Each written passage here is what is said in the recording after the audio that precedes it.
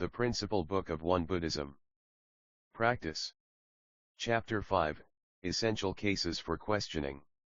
1. It is said that the world-honored one descended into his royal family without leaving to Sita heaven and delivered all sentient beings while still in his mother's womb. What does this mean? 2. At the moment the world-honored one was born, he said, "In heaven above and on earth below, I alone am honored." What does this mean? 3. In an assembly on Vulture Peak, the world-honored one held up a flower and showed it to the congregation.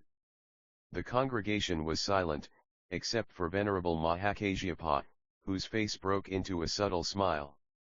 The world-honored one said, "I entrust the treasury of the true Dharma to Mahakasyapa." What does this mean?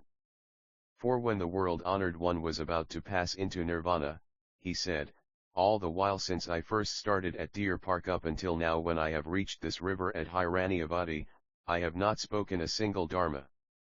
What does this mean? 5. The myriad dharmas return to one. To what does the one return? 6. What is that thing which is not associated with the myriad dharmas? 7. Illuminate the one mind by penetrating the myriad dharmas. What does this mean? 8. Before the Buddhas of antiquity appeared, this one shape was perfectly round.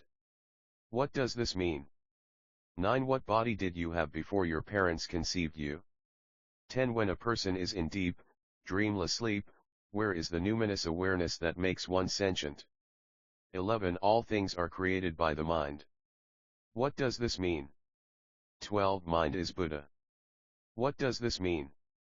13. Why is it that there is samsara for sentient beings but liberation for all the Buddhas? 14. A person who practices well is not separate from the self-nature. What is this practice which is not separate from the self-nature? 15. How are mind, nature, principle, and energy the same? How are they different? 16. Are all things in the universe subject to arising and ceasing or free from arising and ceasing? 17. The karmic retributions of cause and effect among all things in the present life occur by knowing one another. But how do the retributions of later lives occur, when they have forgotten their past lives and no longer recognize one another? 18. Heaven and earth know without knowing anything. What does this mean?